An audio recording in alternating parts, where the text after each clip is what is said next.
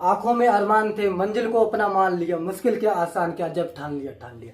मैं दोस्तों अरुण आपका कैरियर बाइक का रन अर्जुन में स्वागत करता हूं। आज से हम मैथ का यहाँ पर कुछ ही सेकंड में क्वेश्चनों को हल करने के तरीके जानेंगे और वो क्वेश्चन जो एग्जाम में हम ज्यादातर विद्यार्थी उन क्वेश्चनों को छोड़कर आते हैं, उन सारे प्रश्नों पे हम देखेंगे। तो आज हमारा टॉपिक है, हम देखेंगे माध्य क्या होता है, माध्यिका क्या होता है, बहुलक क्या होता है, परिसर क्या होता है, रेंज क्या होती है, ये सभी चीजों को हम समझेंगे। और यहाँ पर एक और सब लिख लेते हैं, बहुलक। आपसे पूछेगा बहुलक क्या होता है। दोस्तों बहुलक क्या होता है? बहुलक तो हम कहेंगे दोस्तों एक क्वेश्चन के माध्यम से हम सभी को समझते हैं। माध्य क्या होता है, माध्यिका क्या होता है, बहुलक क्या होता है, परिसर क्या होता है, विचरण क्या होता है, मानक विचरण क्या होता है, विचरण गुणांक क्या होता है। दोस्तों एक क्वेश्चन आपको देते हैं, इसके माध्यम से हम सब चीजों को समझते हैं। 10, 10, 9, 10, 10, 11, 10, 11, 9। ये एक क्वेश्चन दिया है, आपसे पूछ ले इस क्वेश्चन के अंदर बताइए। दोस्तों इस क्वेश्चन के अंदर आपसे पूछ लिया है कल के दिन माध्य बताइए। तो माध्य क्या होगा दोस्तों? माध्य कुछ और थ्रू होता है। अरे माध्य कुछ और थ्रू होता है। औसत तो पढ़ा है आपने, औसत को ही माध्य कहते हैं। किसे? औसत को ही माध्य कहते हैं। एक प्रकार का औसत ही माध्य होता है। हम कहेंगे तो औसत कितना होगा, आप कहोगे इसका औसत। औसत क्या होता है? कुल पदों का योग, कुल पदों का योग और कुल पदों की संख्या, कुल पदों का योग कुल पदों की संख्या से डिवाइड कर देते हैं, हमारा औसत आ जाता है। कुल पदों का योग देखेंगे तो 10, 10, 20 और 10, 30, 10, 40 और कुल पदों का योग, इन सभी को टोटल करेंगे तो कितना होगा? आपका 90 होगा। दोस्तों कितना होगा? 90। पद कितने? 1, 2, 3, 4, 5, 6, 7, 8, 9। पद कितने हैं? 9। तो हमारा माध्य कितना आएगा? हम कहेंगे माध्य 10 आएगा। दोस्तों आपको पता समझ में आया होगा माध्य क्या होता है। हम कहेंगे माध्य एक औसत ही होता है। और औसत को कैसे ज्ञात करते हैं? कुल पदों का योग, कुल पदों की संख्या, कुल पदों का योग कितना होगा? हम कहेंगे इन सभी को जोड़ेंगे, कुल पदों का योग होगा 90। कुल पद कितने होंगे? हम कहेंगे 9। 9 से 10, 90 को डिवाइड करेंगे तो माध्य कितना आया? दोस्तों 10 आया। हमारे पहले क्वेश्चन का आंसर कितना आ गया? हम कहेंगे माध्य हमारा 10 आ गया। करेक्ट आंसर कितना होगा? 10। अब दोस्तों माध्यिका देखते हैं, माध्यिका क्या होगी। आपसे कल के दिन माध्यिका से क्वेश्चन पूछ रहे, माध्यिका क्या होगी, तो हम समझेंगे माध्यिका क्या बला है। माध्यिका को समझे, आज से आपका माध्यिका का क्वेश्चन कोई भी गलत नहीं होगा। हम कहेंगे माध्यिका को क्या करेंगे, आप इन जो अंक क्वेश्चन में नंबर दिए होंगी, संख्याएं दी होंगी, उनको बढ़ते क्रम में लगा लो या फिर घटते क्रम में लगा लो। संख्याओं को बढ़ते क्रम में लगा लो या फिर घटते क्रम में लगा लो। हमने कहा बढ़ते क्रम में लगा लेते हैं। किसमें? बढ़ते क्रम में। हम कहेंगे संख्याओं को बढ़ते क्रम में लगाएंगे तो सबसे पहले क्या आएगा? 9। फिर हम कहेंगे फिर 9 आएगा। 9 कितनी बार है? 2 बार। हम कहेंगे 10 कितनी बार है? 1, 2, 3, 4, 5। तो 5 बार 10। फिर हम 10 को कितनी बार आएगा? 5 बार। बढ़ते क्रम। फिर क्या आएगा? 11। फिर कितना आएगा? 11। और फिर कितना आएगा? 11। तो दोस्तों हमारा क्या होगा, माध्यिका क्या होगी, तो हम कहेंगे एक इधर से हटाएंगे, एक इधर से हटाएंगे, एक इधर से हटाएंगे, एक इधर से हटाएंगे, एक इधर से हटाएंगे, एक इधर से कट करेंगे, एक इधर से कट करेंगे, एक इधर से कट करेंगे। तो माध्यिका कितनी आएगी? जो बचा वही माध्यिका, जो बचा वही माध्यिका। माध्यिका कितनी आएगी? तो दोस्तों 10 हमारी माध्यिका होगी। करेक्ट आंसर क्या होगा? इसका भी 10 होगा। अरे सर आपके दिमाग में एक नंबर बचता होगी कि यहाँ पर 2 नंबर बच जाए, बीच में 2 नंबर बच जाए तो क्या करेंगे? हम कहेंगे 2 नंबर बच जाए।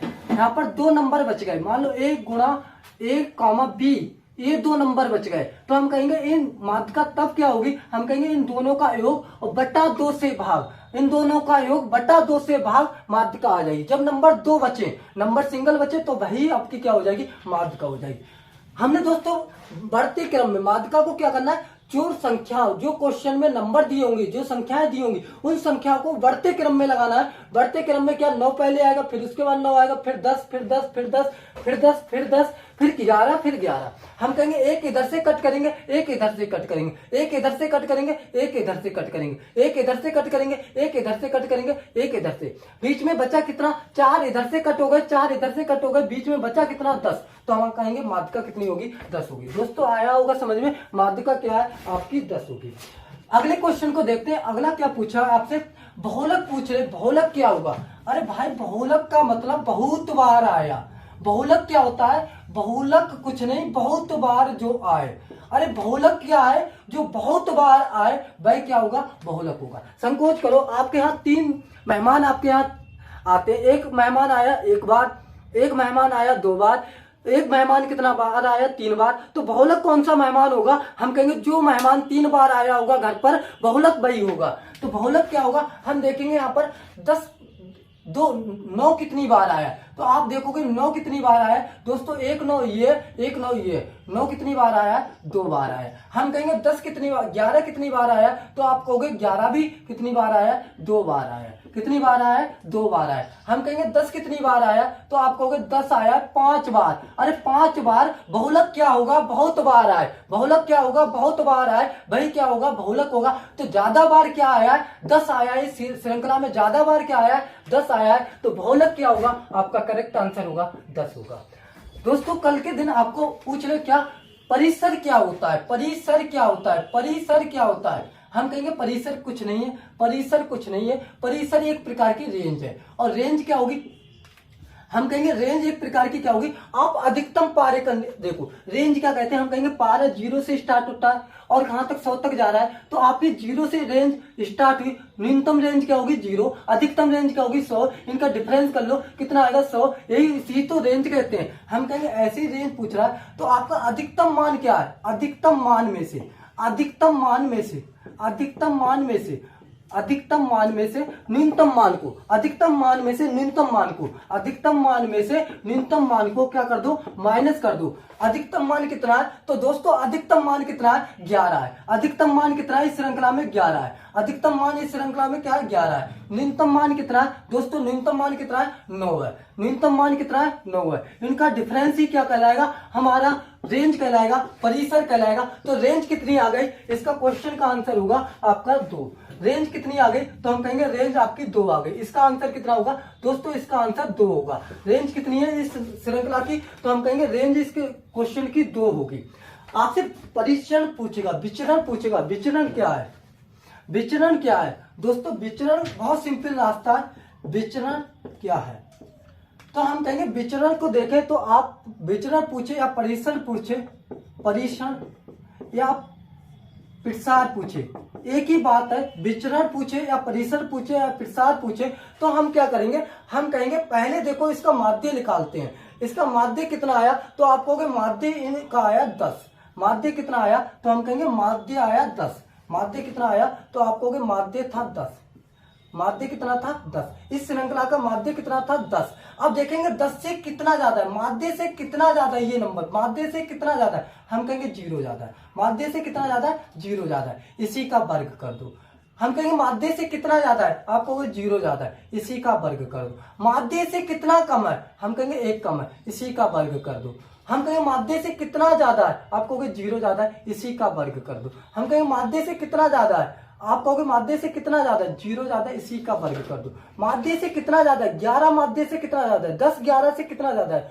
10 11 10 से कितना ज्यादा है? तो कहोगे 1 ज्यादा है। इसी का योग कर दो। हम कहेंगे 10 से 11 कितना ज्यादा है? तो आप कहोगे 10 कितना ज्यादा है? 10 से 10 कितना ज्यादा है? 0 ज्यादा है। इसी का योग कर दो। हम कहेंगे 10 से 11 कितना ज्यादा है? आप कहोगे 1 ज्यादा है। इसी का वर्ग कर दो। हम कहेंगे कितना कम है?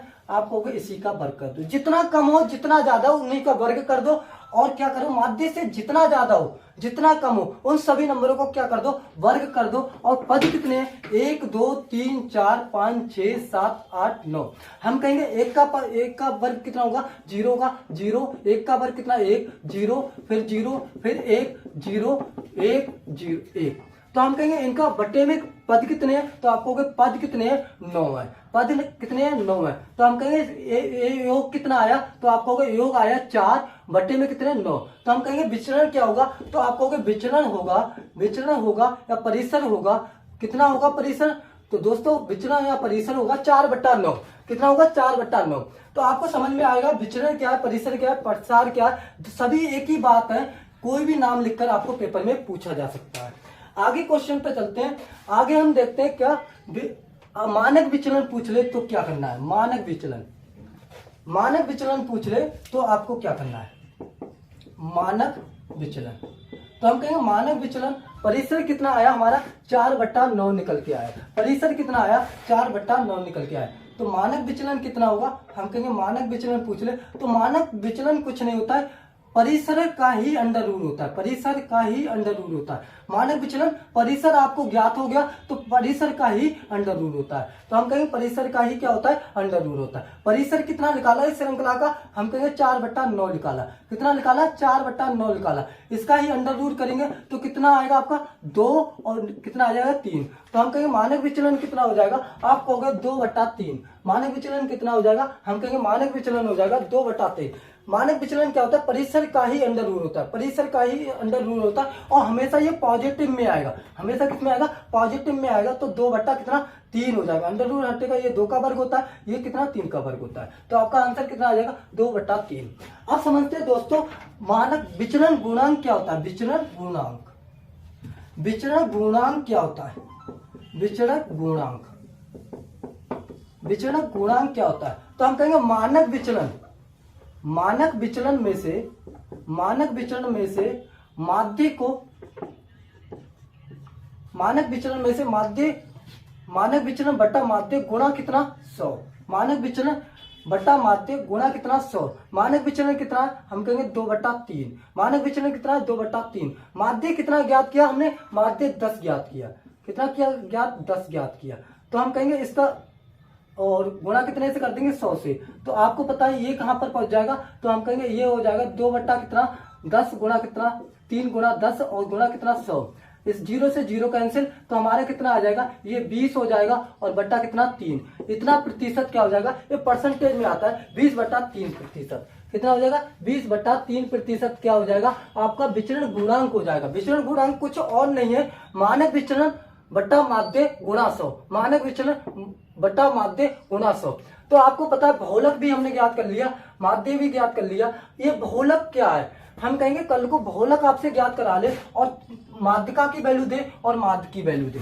जैसे मान लो माध्यिका दे दे आपको, माध्य दे दे आपको पास कितना, हम कहेंगे माध्य आपके पास दे दे 10 और माध्यिका कितनी दे दे, हम कहेंगे माध्यिका दे दे आपके पास, माध्यिका दे दे आपको कितनी 20। आपसे कहा है बहुलक बताइए, तो बहुलक का फार्मूला बताया था आपको। बहुलक का फार्मूला क्या होता है, हम कहेंगे बहुलक का फार्मूला होता है 3 माध्यिका, कितना 3 माध्यिका बटा माइनस कितना 2 माध्य, माइनस कितना 2 माध्य। बहुलक आपको माध्य दिया हो, माध्यिका दिया हो, आपसे पूछ रहे बहुलक, तो हम कहेंगे 3 माध्यिका, 3 माध्यिका माइनस 2 माध्य, माइनस 2 माध्य। हम कहेंगे 3 माध्यिका कितनी है, आप कहोगे 20 है। हम कहेंगे माध्य कितना है, 2 गुणा कितना 10 है। आप कहोगे ये 60 है और हम कहेंगे यहाँ पर कितना आ जाएगा 20 आ जाएगा। 60 20 कितना, 60 में से 20 गया तो कितना 40। बहुलक कितना हो जाएगा आपका 40। बहुलक कितना हो जाएगा 40। तो कभी भी माध्य दिया हो, माध्यिका दी हो, आपसे बहुलक पूछ ले तो इस फार्मूले की मदद से आप बहुलक को ज्ञात कर सकते हो। हाँ दोस्तों, आपको समझ में आई होगी सब बात, क्या माध्य होता है, क्या बहुलक होता है, क्या मानक विचलन होता है, क्या विचरण होता है, क्या परिसरण होता है। दोस्तों इसी तरीके से आपको ट्रिक सभी चीजों को कम समय में और पूरे मैथ को कराया जाएगा कैरियर बाय करण अर्जुन पे। इस चैनल को सब्सक्राइब कर लें, लाइक कर लें, ज्यादा से ज्यादा ग्रुपों में शेयर करें, जिससे हम यूट्यूब पर ज्यादा से ज्यादा चीजों को बेस्ट तरीके में करा पाएं